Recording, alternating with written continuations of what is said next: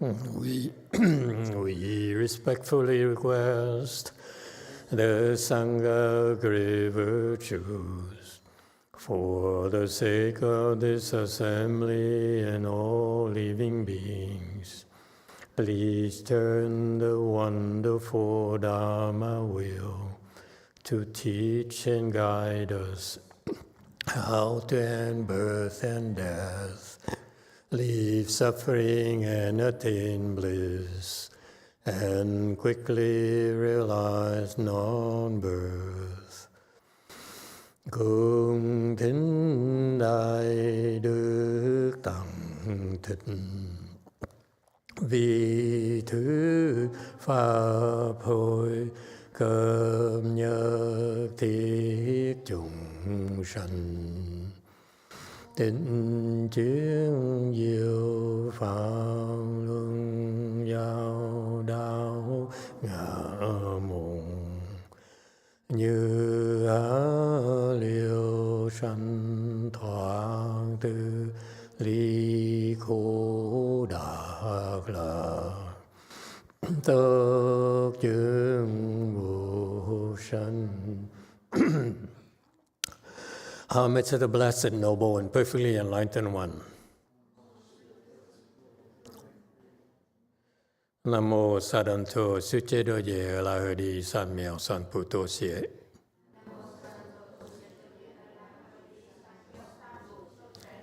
Nam mô Tát Tát Thang Tô Già Đa Già La Ha Đề Tam Miệu Tam Bồ Đà Toa.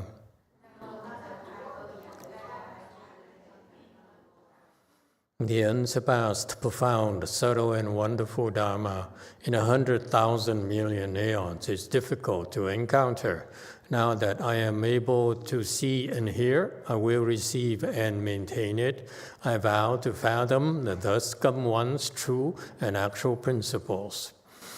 Wu shang sheng sheng wei miao fa bai qian万劫难遭遇，我今见闻得受持，愿解如来真实义。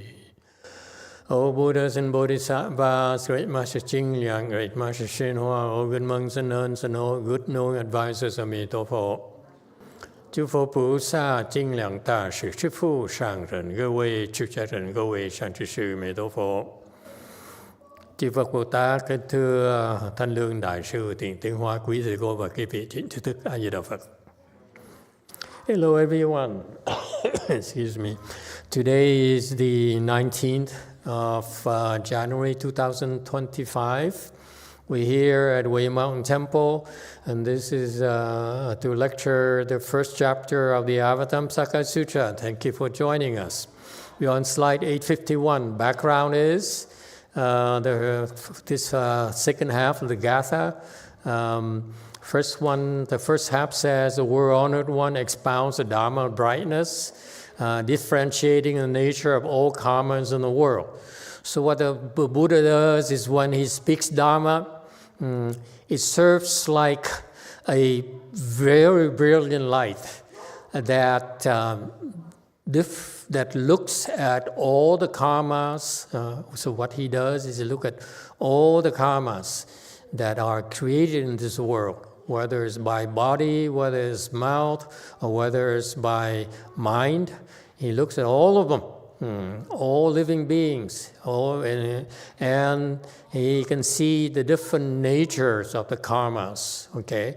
And now when he speaks Dharma, he explains to us as well how the difference in the various types of karmas that are being created. What happened is that people are confused, which is symbolically represented as darkness. Your mind has dark spots. Your mind is in the dark. Therefore, you cannot see. Very much like our eyes. When there's lack of light, we cannot see. Very much like the mind. Without the Dharma, you cannot see properly. How's that? as revelation. People of the world, ordinary people, since they don't have time to listen to the Dharma, they don't have time to study the Dharma, they don't have time to cultivate the Dharma, what happens to the minds? The minds are in the dark most of the time. 95% of the time, ordinary people's minds are in the dark. And I'm being conservative. It's a lot higher than that. And one moment that you spend time learning the Dharma, studying the Dharma, and practicing the Dharma, and cultivating the Dharma, your mind, you bring light to your mind. And that's the most meaningful thing you can do in your life. Why is that? Because according to this particular gatha here, because without the light in our mind, we create karmas.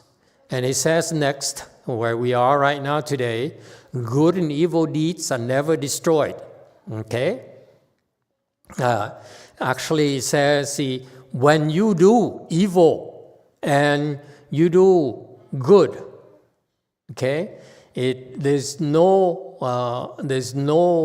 destruction. It's there forever. The seeds are there, meaning that they're there until something is done about it. Either they mature or we do something about these seeds. However, this is what the Buddha says. His light shines on the world, and he sees so clearly the kinds of dharmas that are created by living beings.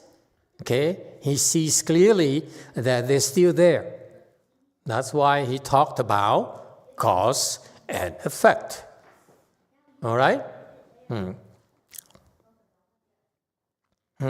He says that there's no way that you can do a good karma, create a good karma, and receive some bad consequences. That's impossible. Okay? For example, furthermore, if you do some good deeds, there is no way you can reap bad benefits. Okay? In other words, looking at the recent happening here in our town, Los Angeles, we have these disasters. If we are cultivators, you should look at ourselves. What are the evil things we did that caused these evil seeds to mature? Okay? And this is the unmutable, the unchangeable law of the nature, cause and effect. And this is the first power, unshared power of Buddhas. All Buddhas have 18 unshared powers that only Buddhas have. And the first one is that he looks at it and says, there's no way that you do some good karmas and reap bad consequences. Similarly, there's no way you can do some evil karmas and not suffer because of it. Okay? And get some good stuff coming out of it. And you see, I went to school. I spent the first half of my life learning how to be smart, how to take advantage of opportunities and what I want. And it's no karmas I was not willing to create just to get my way. And that's how the intelligentsia, this is how successful people operate. And most of us, okay? Except for some people who are successful and yet have enough wisdom to know how to create success from good karmas instead of evil karmas. All right? Is that clear? This is a very powerful statement. The first power that's unshared by Buddhas, meaning only Buddhas have it, is so important. Yes, Diego. That's 5. Thank you, Master.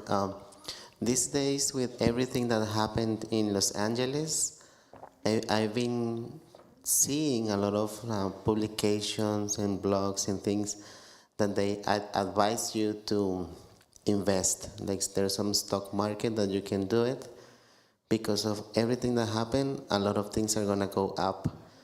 So my question is that creating a bad karma because we're taking advantage of the opportunities that created those bad things that happened in Los Angeles? Not really. If there's an opportunity is there, never mind about buying stocks, buying materials to build the houses and so forth, and buying to insurance companies and so forth, okay? You should look at the actual nature of the act, okay? To buy something is not necessarily a bad thing. When we talk about evil karma is that we buy something, okay, with the intention, with evil intentions. There's nothing wrong with trying to make a profit because there's an opportunity too, okay? The Buddhists are not against making profits. But we are against making profits by planting evil causes, like taking advantage of the weak,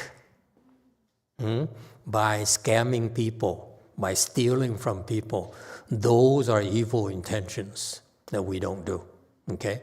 But if the opportunity is there, if I knew that what the Super Lotto number is going to be, I certainly will use it right away. Wouldn't you? What's evil about that? I see it as an opportunity. Dollars. All right. Anyone else?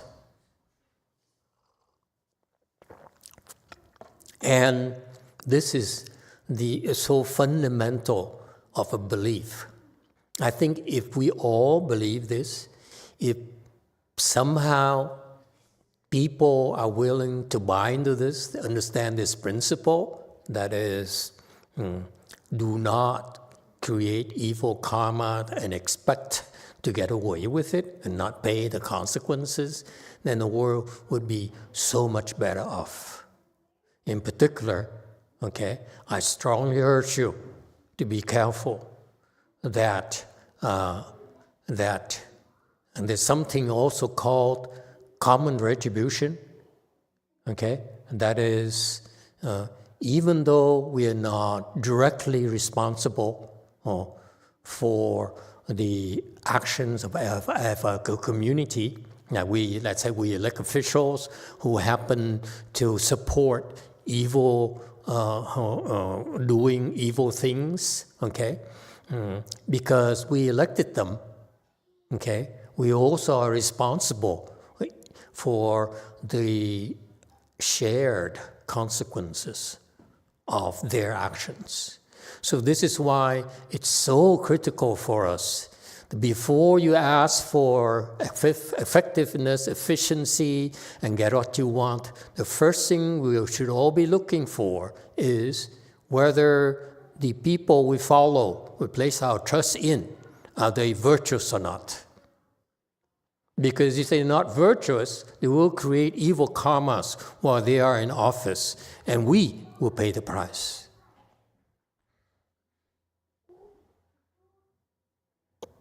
There's no two ways about it.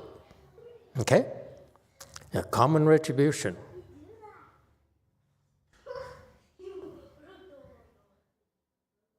Any questions about that? This is so fundamental. It's not democracy. It's about being smart. It's smart democracy. Okay? It's not about being right. It's not about benefits. If you think only of getting what you want, okay, at any cost, you are forgetting the other side of the cost of getting what you want, of attaining what you want.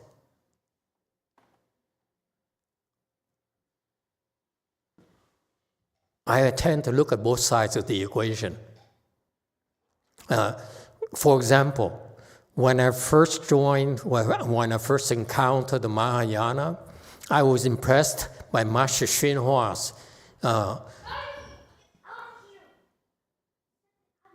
teaching his disciples, teaching us to pinch pennies.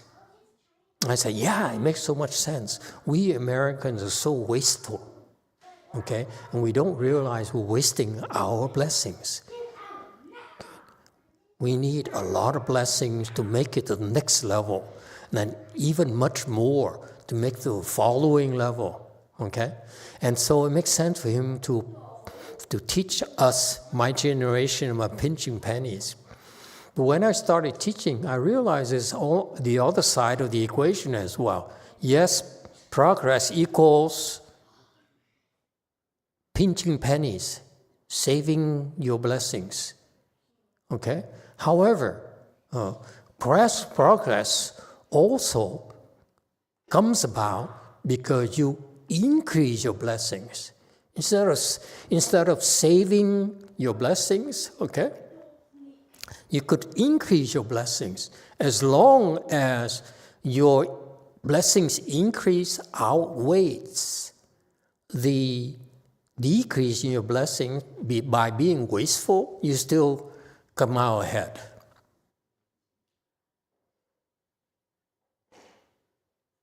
How do I get there? Too convoluted thinking. You were laughing. You really like this, don't you? Yeah. So you see, that's what I wanted to say for a long, long time. I don't care to go into far greater details because I'm going to simply will offend more people. But I like you to think about it, okay? And especially the politicians. If you really think you're serving the people, the first thing you ought to do is be honorable and be virtuous instead of being right.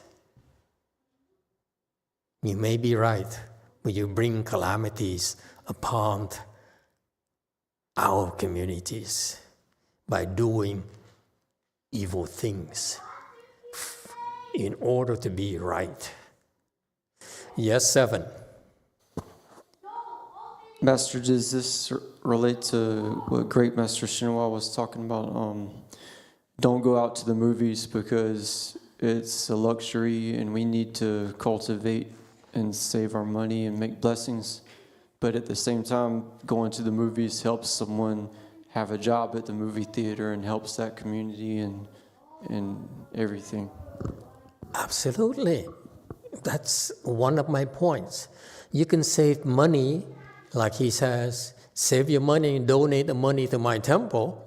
I find it hard to accept. I can't see myself, you save your money and give it to me. I tried it never worked.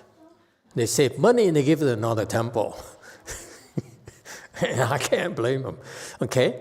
Yes, you have to look at both sides of the equation. Yeah, if you save money by not going out and eat and spend money, then there are people who own businesses who will go out of business because we pinch pennies. We tighten our belts too much. Okay? Yeah. And that's why I chose to teach you about kindness and compassion. It depends on the intention behind your karmas. If you are not a virtuous person, all the karma you create are only for yourself. Look at yourself.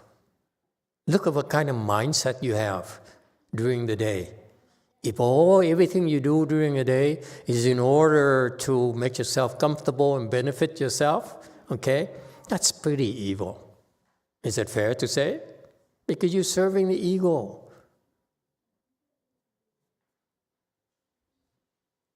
It's not healthy, a healthy lifestyle. Be careful. Most of you do not agree with me, but in the future, when something bad happens to you, I'd like you to reflect upon it. How come these bad things happen to me? what kind of evil karmas did I create? Do you have part of that caused me to undergo this suffering, these calamities? All right? Because it says right here in the Avatamsaka Sutra, okay, when you do something bad, it never goes away. It's there until it matures. All right, next. And when he sees this pure light Dharma celestial king really became very happy. This is the fundamental truth of our existence. Excuse me. Be careful of the karma you create. Okay? Be careful, in particular, if all you do is to serve your ego all day. That's very unhealthy. You're going to suffer eventually. 853. The Buddha is a mainstay of all blessing, just like the great earth upholding palaces. 福为一切福所依，譬如大地持公事。 Okay, 854. It says in Chinese that all the blessings in the world, okay, must depend on the Buddha.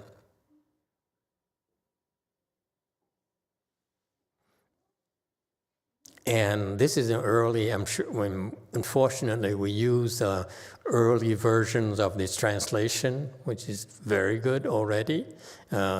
They try to make it too smooth, to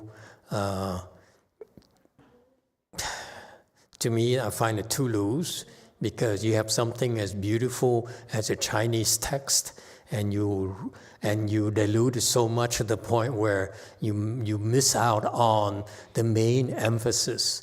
The main emphasis is that all blessings, okay, must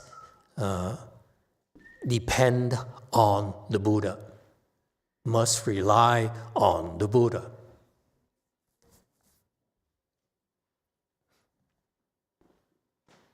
Just think about it.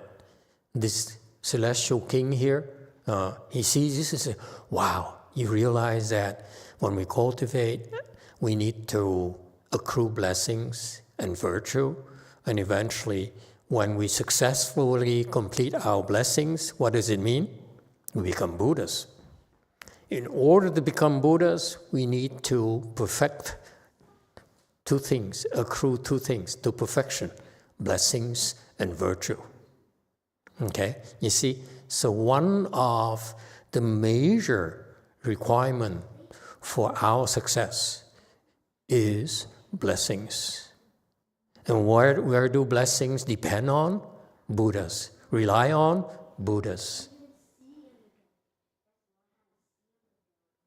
Okay, just like the great earth upholding palaces. Okay, all the palaces represent the luxury, depends on the glamour. Okay, if you're into glamour, that's palaces, yes. I personally would love to go to Europe and buy a chateau. You know what a chateau is? Go ahead, you half Vietnam person. What's chateau? French castles. They make the most opulent castles, thanks to the French kings. And European castles are the best. We try to imitate them, okay? We try to make them, but we can't anymore. Okay, the original castles are fantastic. Okay, and so when you look at power, look at the most desirable places to stay, to live. The palaces, the castles represent the best of the best. Okay? So that's what here the verse is referred to. Gung Shi. So all the palaces must be built upon the ground, upon the earth, the ground. And therefore, the Buddha is just like the ground. And all blessings, which are represented by the palaces and the castles, okay, must be built on the Buddha. What does it tell you? Immediately, right here. Let's not go further. What have you learned right here? These celestial kings have so much wisdom. When they see this profound understanding, this jumping up and down, say, wow, how come I never thought of it before? How come no one ever told me this before? How come my father, my mother never told me this? How come my teachers never told me this? How come my professors never told me this? Huh? And they're supposed to be smart. They're supposed to be guiding me. Okay, how to build better society. Those professors. Okay? That our parents depend on them to educate us and to train us. How come they don't even know this? This is so fundamental. This is like fundamental knowledge. You don't understand this. You don't know this. You don't know anything. That's why he's so happy. The guy, when he sees this, the unmoving one, okay, he said, wow, this is it. This is my greatest discovery. So what does this mean? You have an earth here, and in order for you to be able to build a palace to reward yourself for your hard work and your success, you need the earth. Yeah? So what does it tell you?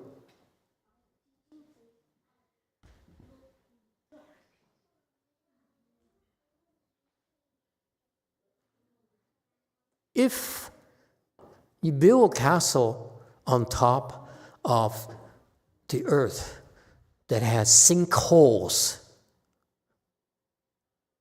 what's going to happen to your castle? That's what's happening in many parts of Florida, the great state of Florida, where a lot of Californians are moving to because of tax considerations and the weather and so forth, and the wonderful Cuban food. I never tried Cuban food, by the way.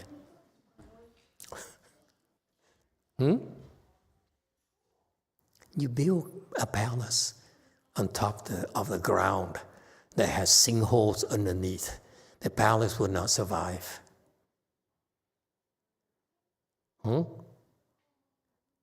What's the analogy for? What does it mean to you?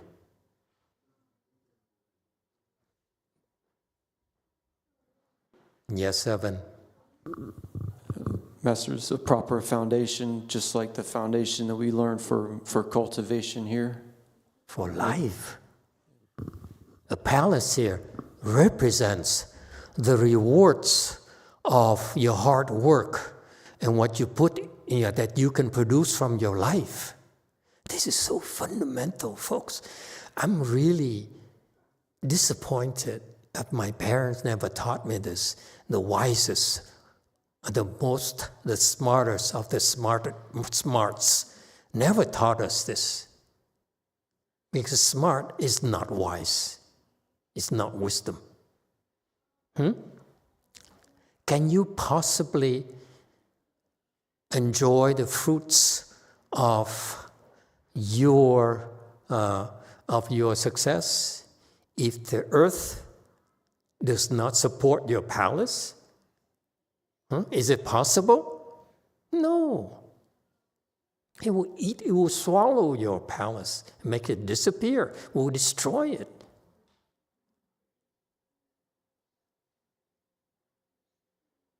So if the Buddha came to our world to teach us about doing the right things, what's the right thing? Doing good. If your palace was the ability, the resources you need to build your palaces were attained from evil deeds, the earth will never tolerate it.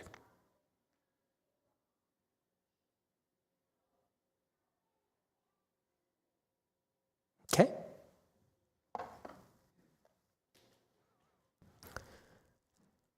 Next, Buddha is a mainstay. That's next one. Cleverly, he reveals a path of security and peace, free from anxiety. The unmoving one knows this expedient means. 巧是离忧安隐道，不动能知此方便。 Okay. So, 856 commentary slide. He says the fundamental principle is that the earth need to support your palace. Okay? Goodness must support the fruits of the fruitions, the fruits of your hard work, of your life's work. So, knowing that, Buddha cleverly reveals a path of, he used expedience, jiao, is to use cleverly, okay?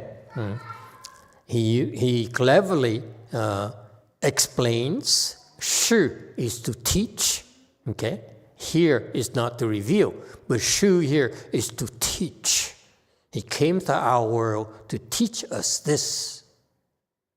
Just like in the future, many of you listen to the videos, okay, would choose to be a professor, to be a teacher, whether it's a math teacher, whether it's a professor in some sort of abstract things, okay? It's your job is to teach, okay?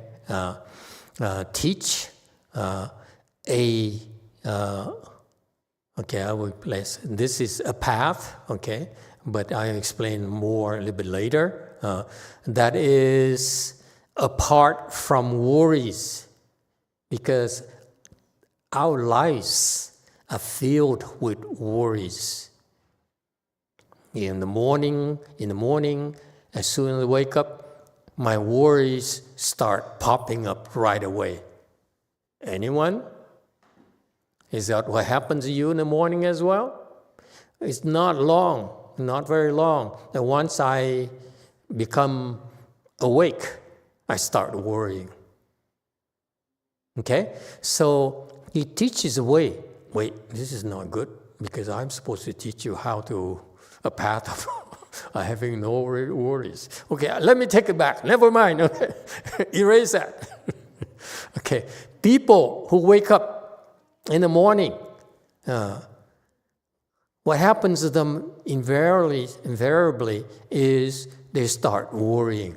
And so the Buddha teaches us a way of life, a way of cultivation that is apart from worries, meaning we can eliminate all our worries. There's a way to do that. Okay? Next is an. An here is peace and security. You see? Okay? And then the third aspect here, which I really like. Okay? I asked around, first of all, my Chinese students to check this character here. I thought it's one, not in. Okay? One here is stable. I thought it's security. Security or peace is usually associated with one, stable. Okay, when you have safety, you have security, then it's part of stability. But then they came back to me and said, no, all those resources they use, they all use in. So I had to look up my dictionary again, and I realized in, Tao here, actually means what? Chinese people who can look up things. What does it mean? Korean people. Huh? 引导. What does it mean? Compassion. I have it here for you. In here is actually compassion. So it's a way of compassion. So actually it says here, cleverly, he teaches us about the path of compassion that is apart from worry and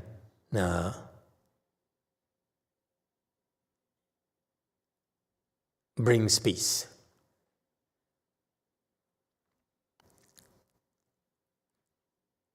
Okay, so when you practice the way, you will reduce your worries.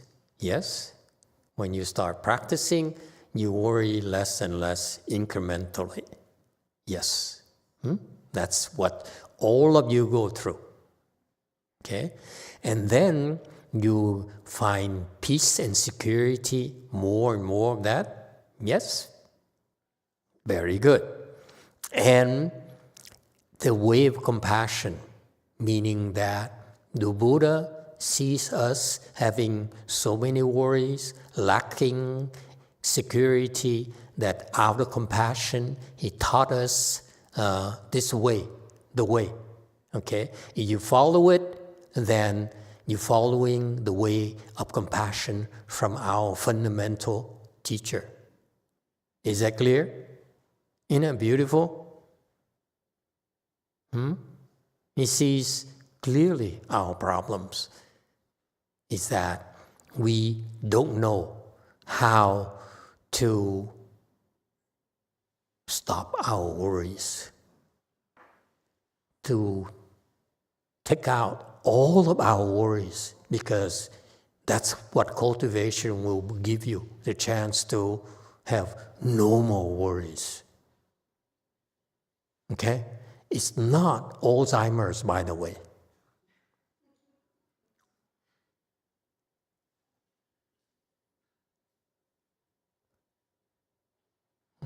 Alzheimer's is that you can't remember. Li Yo here, apart from worry, is that you will resolve not to worry. How do you resolve not to worry?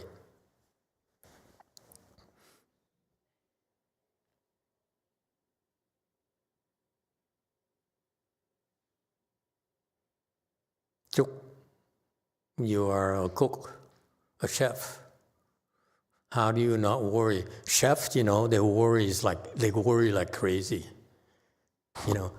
You can have this best recipe, but if your assistant does it wrong, okay, or your supplier gives you the wrong low quality materials and whatever, okay, there's so many things that could go wrong. Yes? Yes, Master. Okay. I'm always fascinated by the life of a chef. It's crazy. I would never dare to be a chef. Okay? So how do you stop worrying? Usually I'm focused on the moment with the job I have. Like I do one task at a time.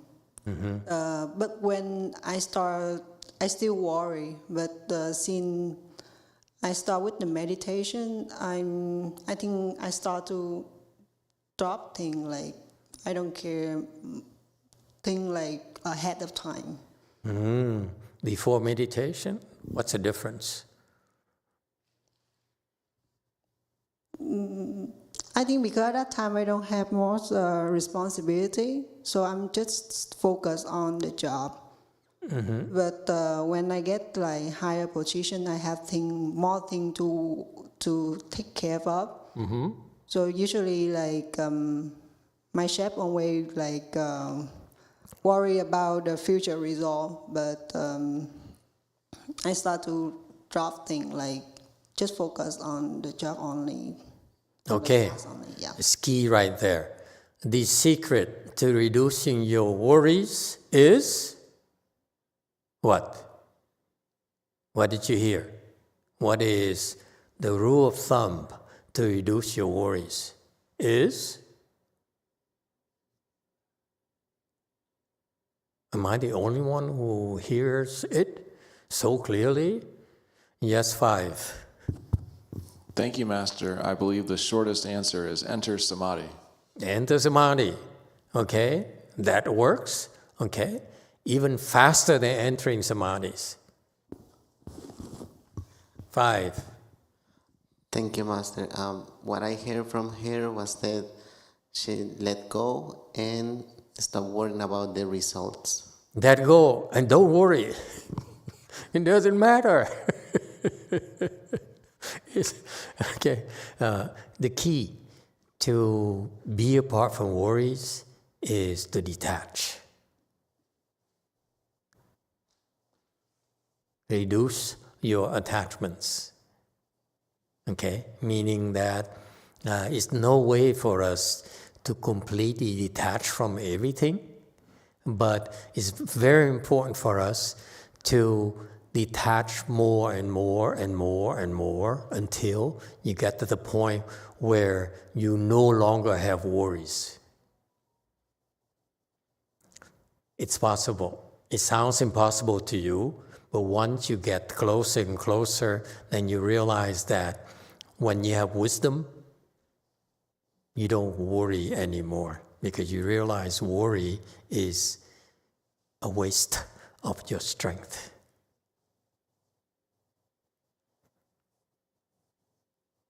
Okay? But you don't get it yet. It's okay. You see the results because as you improve, you naturally worry less and less and less as you get higher. Your samadhi level gets higher. Yes, 7. Couple YouTube comments. One from Tierra E. Shea. I think about the areas I can fix or have control to change. And from T.S. Geppetto, worrying less seems to be a byproduct practice of sitting longer. I think it comes from having less thoughts. Mm-hmm. You see, all those are the right principles behind it, but there's no substitute for you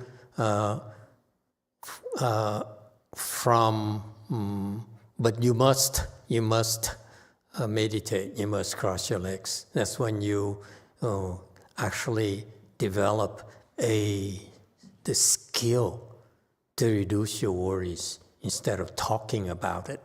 You can do something about it instead. Okay, that's what I really appreciate about Master YongHua's teachings. We can read about this on the textbooks, but he's one of the rare few teachers who actually can teach me how to reduce my worries. Okay, and it works beautifully. Yes, JC. 네, 세라님 혹시 길까봐 제가 세라님 카톡으로 문자 보내놨고요. 네, 저 내려놓으려고 하는데 내려놓는 게 잘 안 되는 것들에 대해서는 어떻게 내려놓는지 질문 드리고 싶습니다. 저는 스스로 긴장을 하게 하는 많은 생각들이 있는데요. 그중에 요즘 크게 인식하고 내려놓고 싶은 문제는 다른 사람에 대한 나의 평가에 대한 두려움입니다.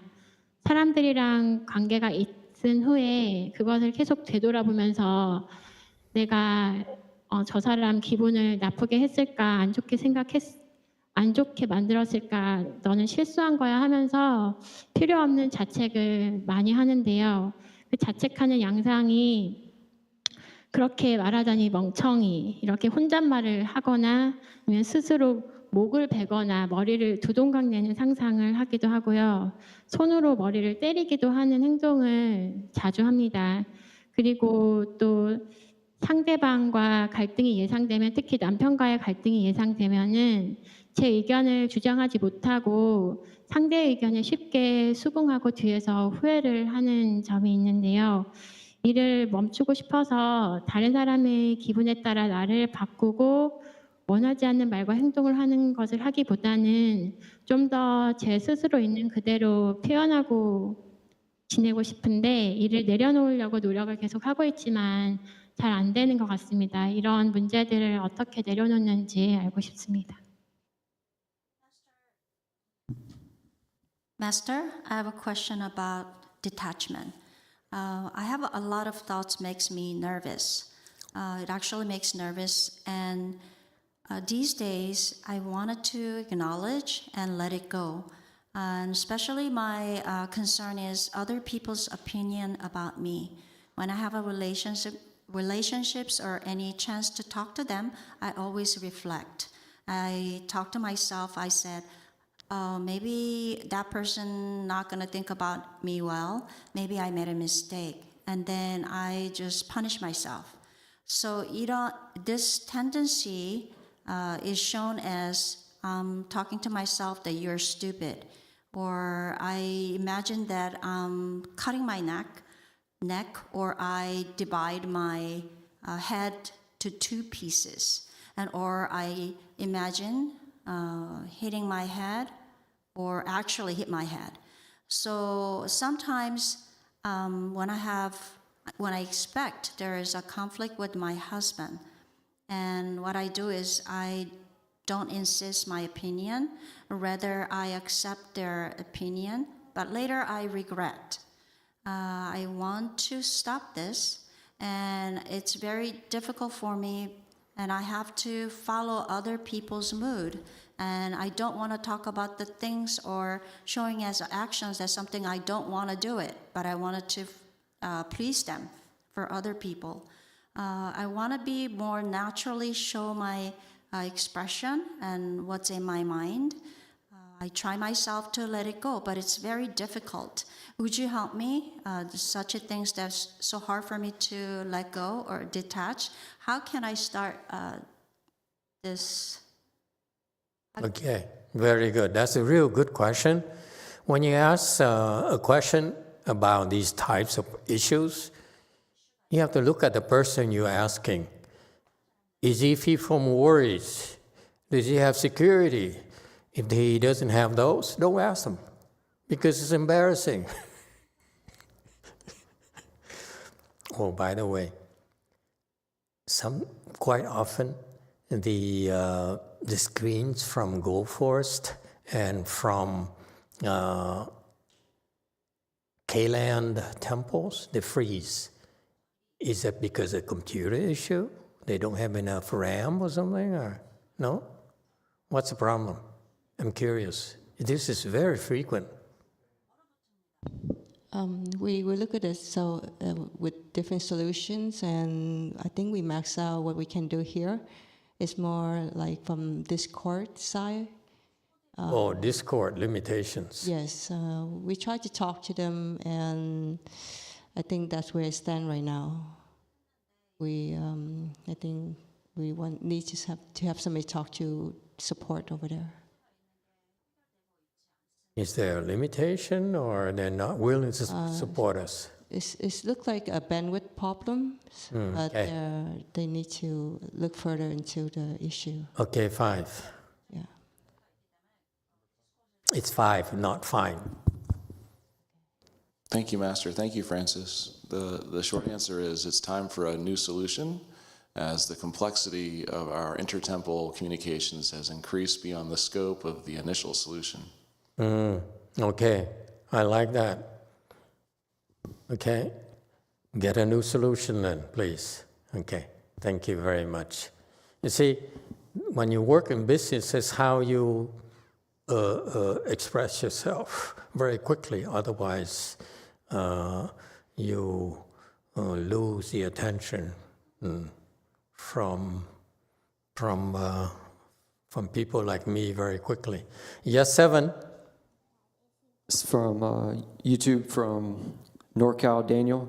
Okay, never mind. I still haven't answered the first one yet. I thought I'd tease this person a little. All right. Okay, hang in there. Okay, this question here is very difficult to answer. Why do you worry? You think it's so fundamental to all of us. Why do we worry? We worry because we are fearful. We are afraid. And what I'm so happy that she brings up her own problems. That's real, because it's not just her problem, but all our problems. Especially in the Asian cultures, in many cultures, we seek, whether it's Korean, whether it's Vietnam, or whether it's even here, we seek approval from others. Okay? Our parents conditioned us to seek their approvals. Yes? Okay? And our teachers next. Okay? Then our professors next. And then our bosses. So we constantly are being conditioned to seek approval. And if we don't have approval, okay, we are scared of not getting what we want. Okay, so this conditioning here is a conditioning that makes us fearful. Not just for approval, but once you have fear of approval, you also have fear of what? All sorts of things.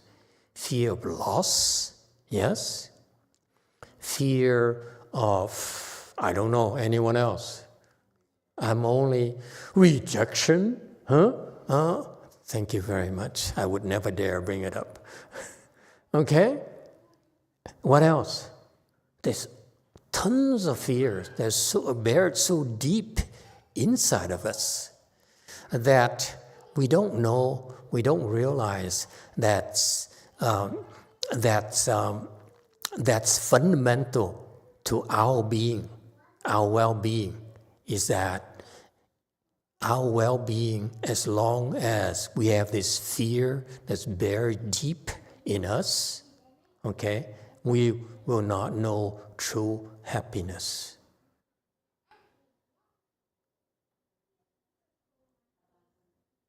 Abandonment, yeah, okay. Anyone else? Fear being poor for me? Yes, in the back. Master, up to today, I'm still scared of you. I don't know why. Like, if you give me a look, that disapproval inside, deep inside, it was like a torturing. Still, up to today, not changing. I'm speechless. I thought I'm the one who teaches you about kindness and compassion, and you denouncing to the whole world I have no compassion and no kindness at all towards you. It's so true.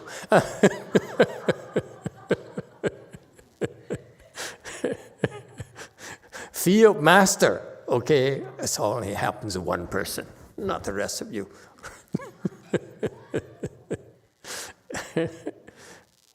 Some people like this too much. I don't like this. I'm not sure I like this at all. Thank you, Hong. I remember this. So think about it. The worry is based on fear. So this passion, compassion here, you see, that's now you understand. In Tao is actually a path of compassion. Okay, the Buddha is so compassionate. He sees fear in us, this deep-seated fear that we don't realize that it even exists, and it's tormenting us, it's torturing us. Okay. That's why we need to. That's why he says, "I need to teach you this way." Okay, and also, what does it tell you as well? The way to leave your worry and attain security is to have more compassion. Isn't it beautiful?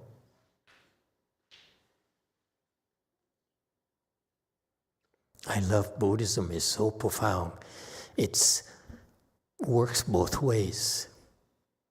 Because when the Buddha says, I see your problems and I'm going to teach you how to do it, and this is a way of compassion, it's telling us that to get there, you need more compassion.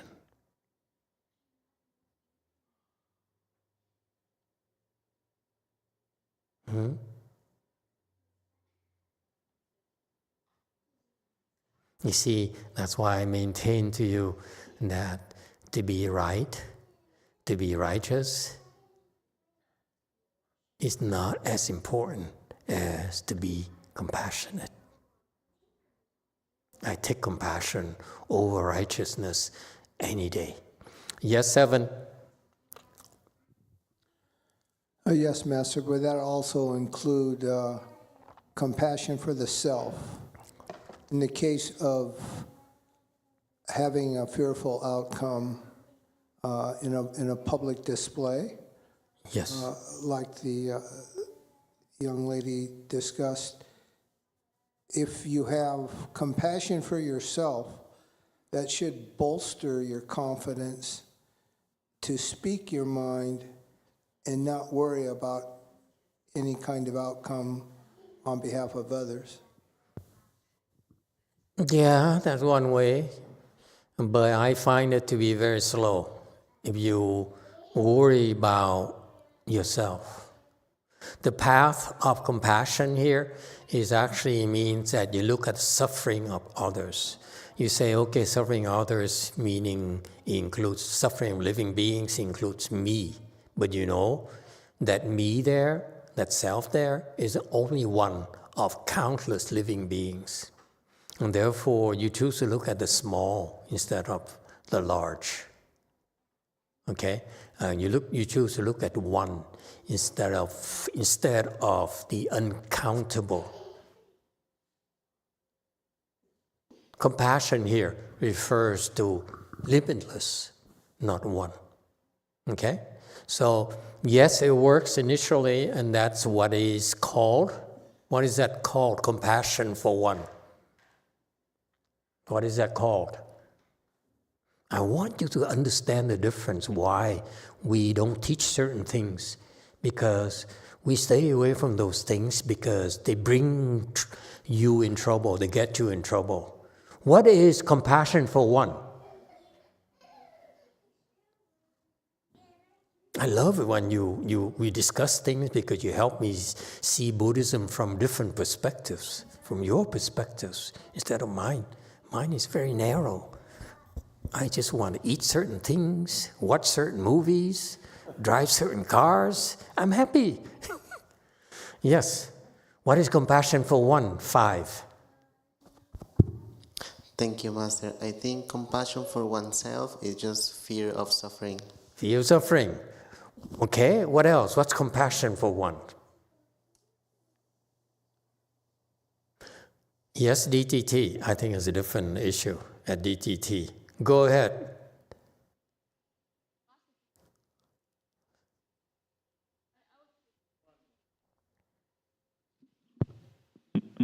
Master, the question is why compassion have anything to do with detachment? Compassion has nothing to do with detachment. Compassion fundamentally is when you look and you see suffering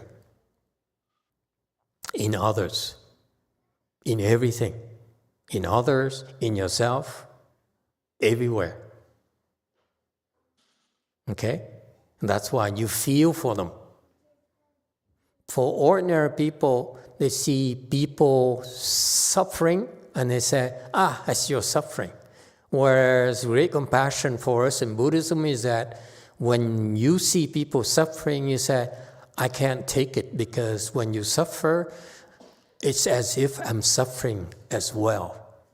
And therefore, I don't like it. I will do something to relieve your suffering because it's my suffering too.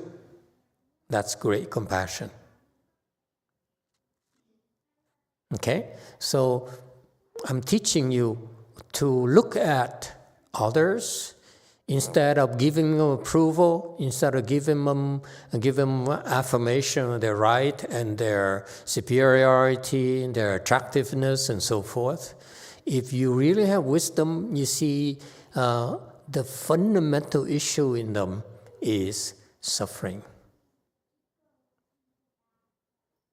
People suffer so much and they don't even realize it. And it's gnawing at them. This suffering is slowly eating them alive. And they don't even realize it. They simply deny it. Because why? Because they're afraid to look at it, because they can't do anything about it. That's why they don't dare look at it. Whereas we are trained to look at our suffering first. How? When you cross your legs, what are you doing? You're looking at your own pain, aren't you? You can't run away from it. That's the beauty of the full lotus training. Your training put you through. Whether it's fasting, if you cannot sit in full lotus, you do fasting, you're forced to look at your own suffering.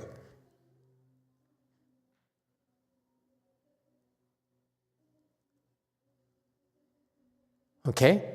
And the longer you look, the longer you face it, the stronger you become, the more tolerant you become.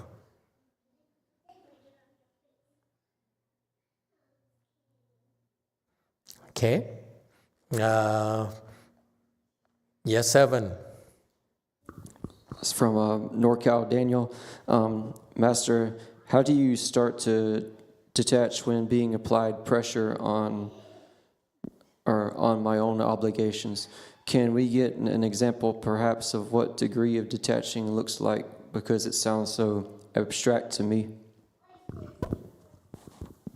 You cannot detach from all the pressure. Okay? All you can do, the best way to deal with the unbearable pressure is to reduce, to detach from the things, just a few things first.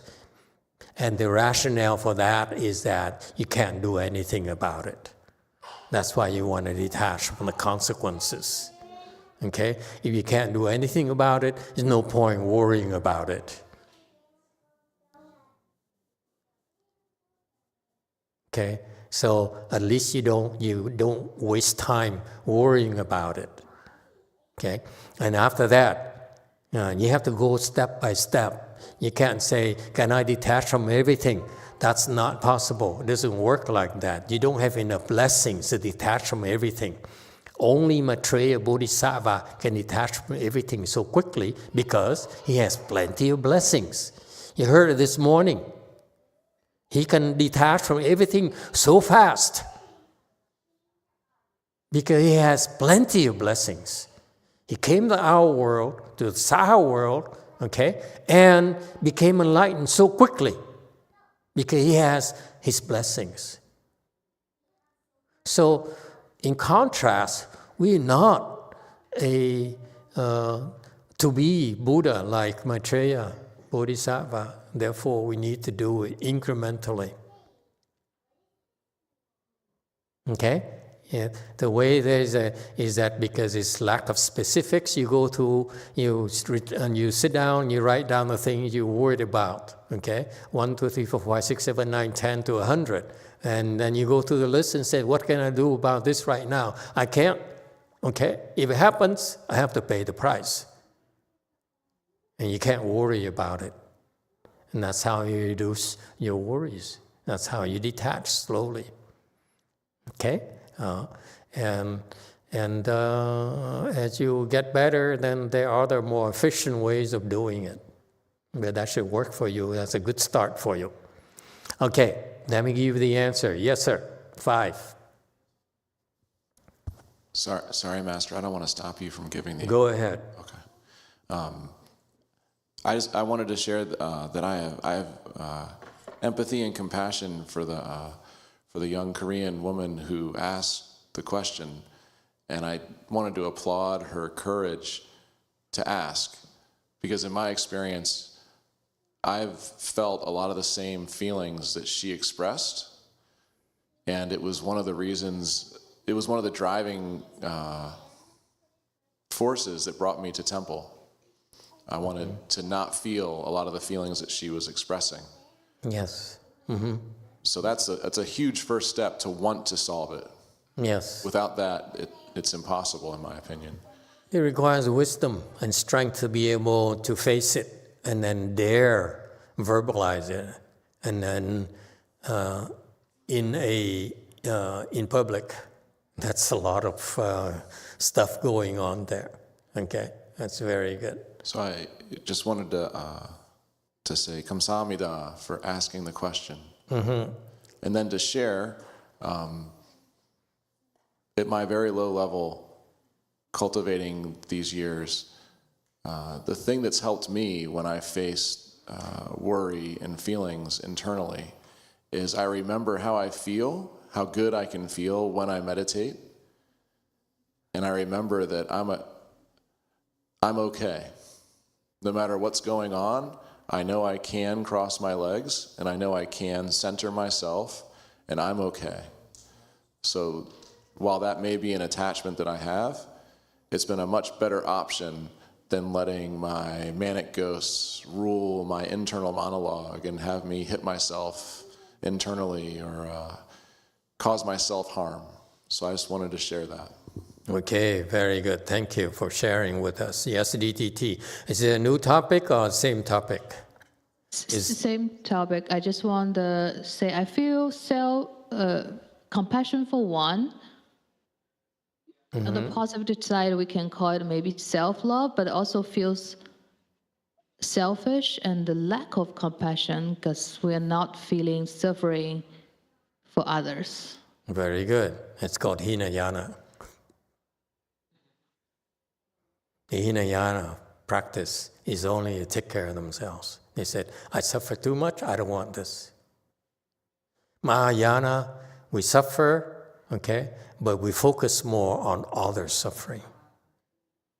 That's why our mind, okay, is much broader. It's much bigger.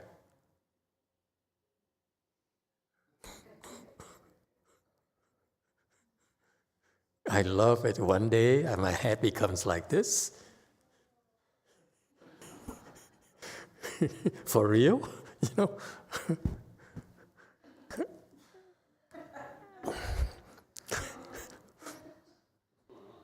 Unlike, the cone heads, to me, cone heads is a bad idea. I'd rather have this. And she has a better version right here. Very, very, very good. Yes, Evan, is a new topic, a different topic? So it's a question, but first of all, NorCal Daniel says that helps him out. It's useful. Yeah. And then Vicky says, asks a question. Master, is great compassion a kind of attachment, or is it okay? Great compassion is not something you have, so I can explain to you. You practice bit by bit.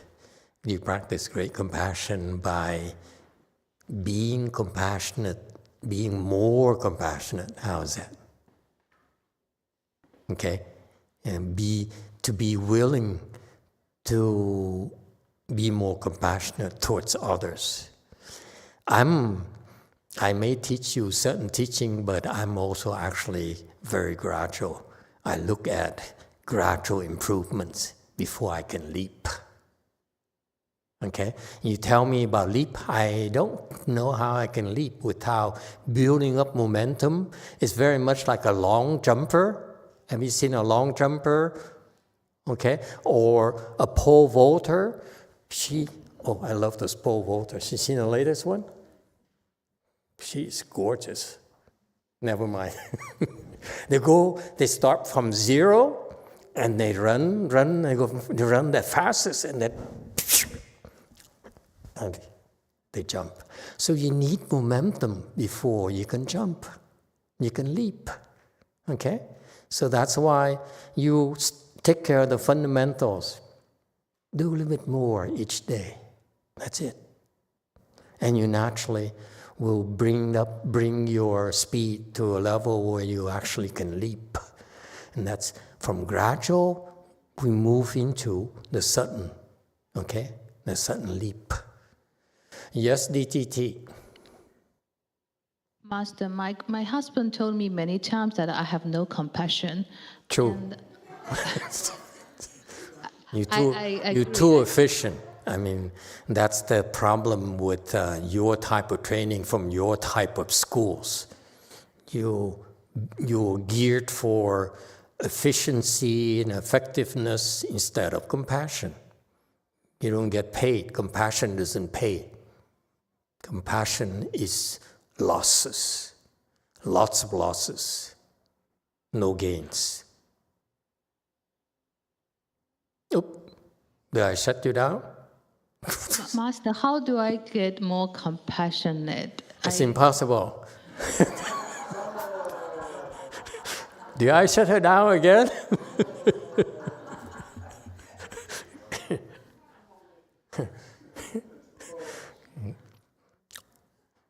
Anyone can help her out? I don't know any way. I look at her and say, oh yeah, let's see, worry about you. Yes, 5. Thank you, Master. I can recommend the technique that my wife uses. I'll be minding my own business, and then I'll start hearing like sniffling, and I'll look around, and then Jeannie will be watching YouTube videos about dogs that are suffering, and she immediately feels tremendous compassion. So I've seen that work. YouTube is the answer. Yeah. You know, the Sarah McLachlan song starts playing and nobody can stop from feeling compassion, so give it a try. Yeah. Okay. So how do you build more compassion? Any other brilliant ideas? Yes, 5. What's your brilliant idea 2? 2, go ahead. You, yeah. Emitofuo. I heard of. I have zero compassion for your boyfriend, okay, by the way. Don't ask me for help. Forget it. He's not Buddhist. I don't care. I have no compassion for non-Buddhists, especially the people who come to my temple who refuse to take refuge with me.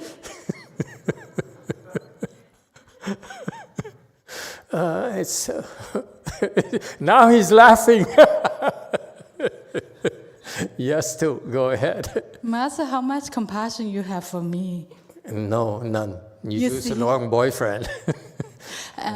Okay, from the Venerable Heng Xue, your friend. Who? Heng Xue. Heng Xue. Oh, yeah. So I advocated the 5 great heart mantra for to gain more compassion. Not true. Personally, it won't work.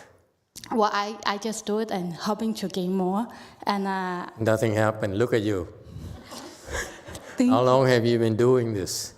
Well, you know, Master, just on and off. And not that. It doesn't work, right? Say it. I think it works, Master. It really works? You're confused. Forget it. No, well, not yet, not done yet. So that one. It's not that what mantra does. It's nonsense. Well, that's what I learned from her. Advocated. Well, that's one learning, and the other one is great compassion mantra and great compassion repentance. That would work. Thank Not you. the Chiritoni Ajalamini. She's confused like heck. I hope she dies soon.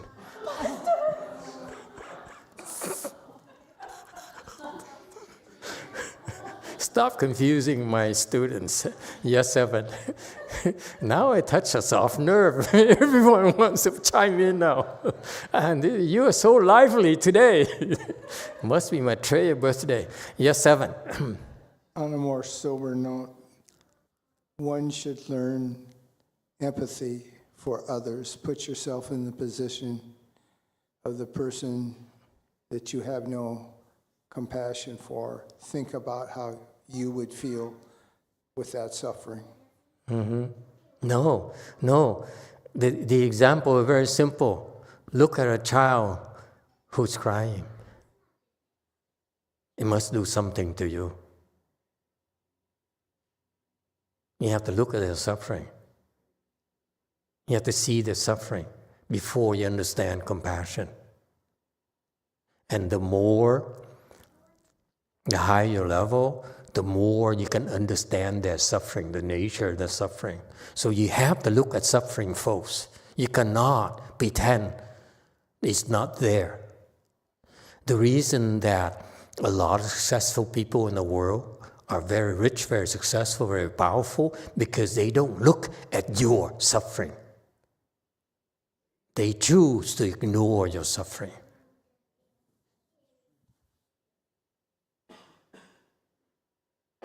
That's the common trait of all of them.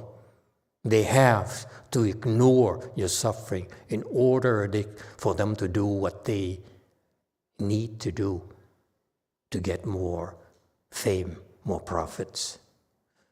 Yes, 9. Dạ, thưa Thầy, cái sự mà từ bi thì con nghĩ giống như là mình phải tập từ từ. Giống như hồi đó lúc con còn nhỏ thấy ra chợ thấy một người đàn bà rồi có một đứa bé nửa đêm ở đó không có cơm ăn á, tự nhiên con phát tâm đem cơm ra cho ăn. Rồi mỗi lúc thấy những đứa trẻ như bây giờ, thấy những đứa trẻ ở Việt Nam ở miền lạnh giá thì mình cảm thấy đau lòng, như mình nghĩ mình đang bị lạnh mà chịu không nổi. Tụi nó cũng đau, cũng lạnh như thế thì tự nhiên mình cũng khuyên bạn bè từ thiện để giúp đỡ. Cũng như cái từ bi là mình phải từ tập vô trong cái tâm của mình lần lần á Thầy, thì nó mới có từ bi, phải không Thầy? Với lại có một cái nữa con muốn hỏi Thầy, cái câu chuyện nó hơi ngoài cái này chút xíu nhưng mà nó cũng có trong đây, là con có đứa con hư thai hồi lúc mới có 3 tháng trong bụng mà. Thì lúc đó con còn trẻ thì con không có biết gì á. Cái lúc mười mấy năm sau thì con thấy người ta vô chùa, người ta đặt tên cho nó. Thì con cũng đặt tên nhưng mà lòng con đau lắm, nhưng con sám hối với con. Nhưng mà con không biết làm sao. Tới lúc mà con đi đến Way Mountain, đi đến chùa của mình á, thì con được biết là có thỉnh được cái bài vị Rebirth cho cháu, cho con của con. Thì con cũng cố gắng con thỉnh từ từ, nhưng mà cách đây hồi tuần rồi á, con lại sắp xong rồi, còn một chút nữa thì con mới nói một mình vậy đó. Con nói là con ơi, bây giờ mẹ cũng ngày mai là mẹ sẽ xong hết cái bài vị cho con ở chùa rồi, thì con theo thầy Vĩnh Hóa để tu tập để rồi được vãng sanh Tây Phương Cực Lạc, không có còn bị khổ đau sanh tử luân hồi nữa. Thì cách khoảng chừng 2 ngày sau, khi con ngồi con trì kinh A Di Đà mỗi buổi sáng và sau thời kinh thì con niệm Phật. Khi con đang niệm Phật thì tự nhiên con thấy một cái ngọn gió ở phía trước mặt con, giống như có một cái hình dáng nhưng mà không có rõ lắm, mới dựa vào trong cái má bên phải của con, giống như con mèo mà nó âu yếm bên cái mặt của mình vậy đó. Nó rất là thương, nhưng mà nó thương nhưng mà nó giãy tay nó chào con, nó đi về cõi Phật để tu. Thì lúc đó con cũng trong cái giấc con đang niệm Phật vậy cũng mơ, rồi con cũng giãy tay con chào, nhưng mà nước mắt con nó rơi, giống như con rơi là con mừng á. Con mừng là con nghĩ con sẽ được đi về cõi Phật. Và sau đó tự nhiên con thấy ở ao Thức Bảo có một cái hoa sen màu đỏ hiện lên 3 chữ Ngô Hiếu Nghĩa là tên của con. Thì lúc đó con mừng vui lắm, con niệm Phật mãnh liệt luôn. Con niệm Phật chưa bao giờ mà nước mắt con tuôn, con vui, con giãy chào, con nói đi theo Phật. Xong rồi cái con mơ trong đó con niệm Phật. Rồi nguyên một cái ngày đó cái câu Phật hiệu của con nó cứ mãnh liệt, không có bao giờ dứt hết. Đó là cái niềm vui của con. Và con cũng sám hối với con là tại vì con đã làm được cái điều này trong 30 mấy năm rồi. Con của con chịu bao nhiêu khổ sở trong cái đường sanh tử mà con cũng thường nói, nhưng mà con không biết làm sao. Ngày giờ này con đã xong cái bài vị cho con của con rồi mà con được thấy điều đó, thì con muốn hỏi thầy cái điều đó là do con tưởng tượng hay là do sự cảm ứng mà được, và mong thầy trả lời cho con hiểu. A Di Đà Phật.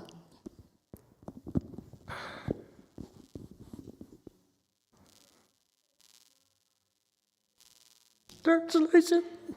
Chúc mừng cô.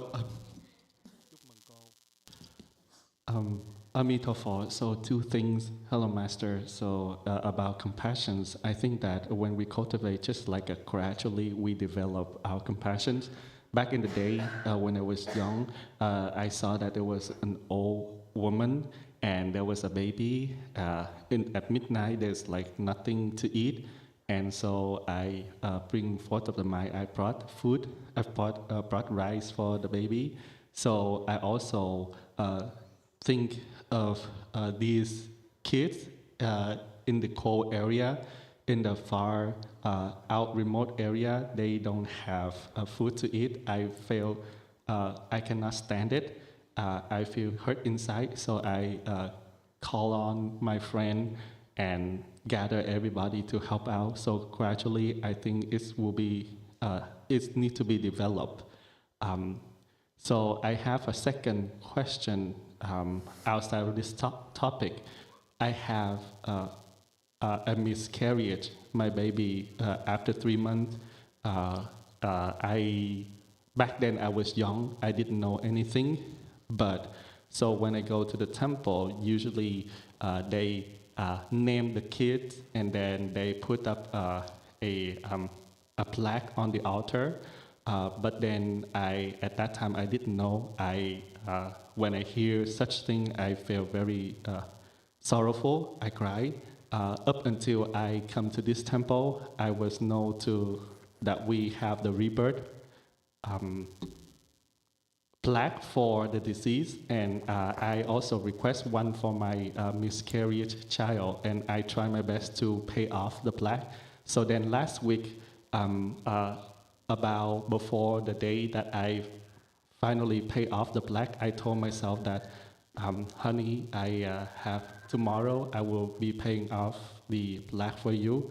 You remember to stay at the temple, follow Master YongHua, try to cultivate so that you won't have to suffer in the wheel of reincarnation.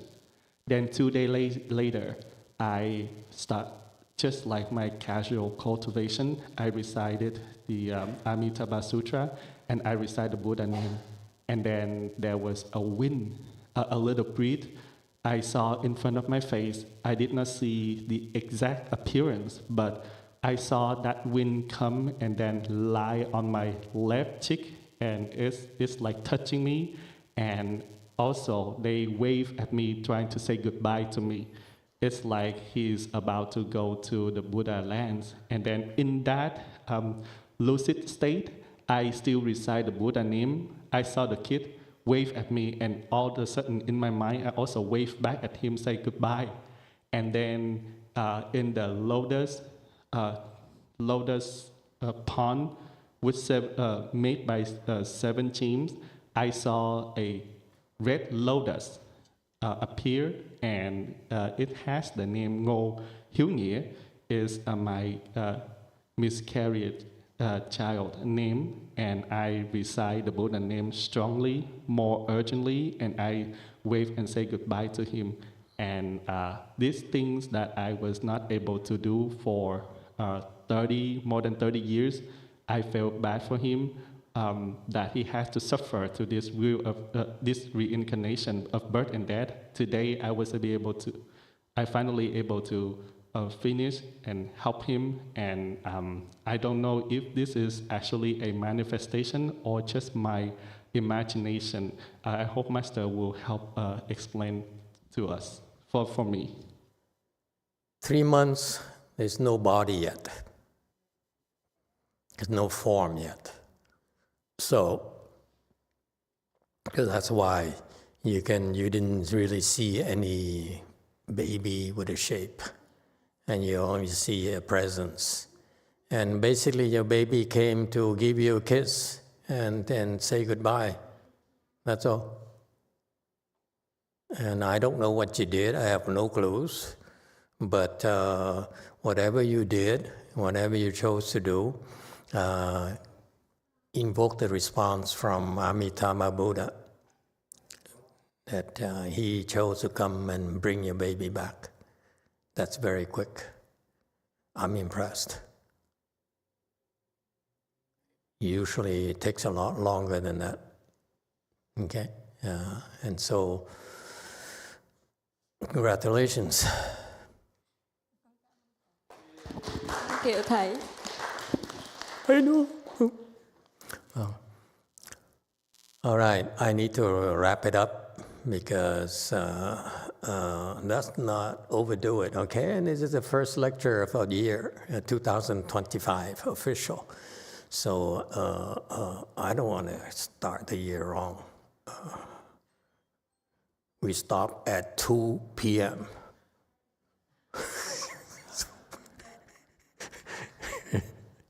Okay, I'll answer the original question from JC.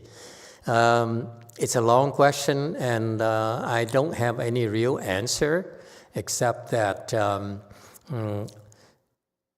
there are certain things you cannot avoid. Like right now, you are married and your husband does not believe in Buddhism, does not believe in cultivation, and therefore that's part of your retribution. Okay? You cannot possibly expect him to approve of you in your cultivation, and no matter what, because he is overwhelmed himself by his career, by his expectations of himself, and by his hard work to provide for you and for your family, for his family. And therefore, there's a trade-off here. He works very hard to sacrifice his health, physical health and mental health, in order to provide for you and make a career for himself. And therefore, that's all he has to offer. Okay? And therefore, don't expect him to approve of you, because his premises are quite different from yours. His premise is that I need to worry about the real world conditions, about money, about pressure, about promotion, about safety for you, okay, about the future of the kids and so forth. And that's all he has the strength and the time for. So there are things that you're expecting from him that are beyond his capabilities. He can't do them. Okay, and therefore, it probably will never happen until he gets a lot older. Okay, and unfortunately, if he gets his promotion, the high he rises in his company, is a good thing for your family, but it will be the case where he will be less and less understanding, because he sees you as doing the exact opposite in terms of efforts, in terms of hard work. You're going through something called spiritual that he does not believe in. And that's that's a constant for you. It's not a whole lot you can do about it. Okay? Some things can be changed, something cannot be. And so you only take care of the things that you can right now. Okay?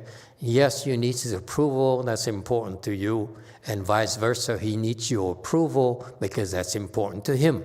It's a compromise that I know you will figure out how to negotiate with him. That's what you do. You negotiate. Okay? And he gets older, you might want to beat him up a little bit more so that he'll become softer. Okay? But not overdo it, because then he find another woman. Thinking his wife is unsupportive. You know? And so there are things that we cannot solve because basically we owe it to them. You owe your husband this, and vice versa. He owes you certain things. Okay? And that's why we're here, to settle those debts. Okay? We can only handle the things that are under our control. meaning that you need to selectively choose to stop worrying about, because you cannot do anything about it. Okay, so if you are seeking his approval, for what you do, it probably will never happen. But you can settle for something less, like he being supportive and not criticizing you about spending more time in your cultivation. Okay, that's all you can do. Do the manageable. We cannot solve all problems, as I told you. A number one problem you have, it cannot be fixed. So go for number two, go for number three, okay? That's all we can do, okay? As to the earlier question about lacking compassion, yeah, your nature is because you believe in it, that you lack, that's why you're lacking in compassion. I was that way too, and I tried everything. I tried Great Compassion Mantra. I tried 108 times a day for years. I tried all sorts of things, and eventually it happens naturally. The key being that you want it, versus in your prior life, in your prior training, where you look down upon that, you have contempt for compassion because it's weakness, because it's inefficient. Okay? You may understand kindness, but compassion is wisdom. When your Mahayana wisdom unfolds, your compassion grows, and vice versa. When you grow your compassion by feeling more of the pain of others and trying to provide them relief, okay, then your wisdom increases. It goes hand in hand. Okay, you can go from compassion side, okay, or you can go from wisdom side. All right? Okay. We stop here today. I'm sorry I screwed up. I'm 6 minutes late. Okay? Very bad start for the year. Thank you. Thank you for coming.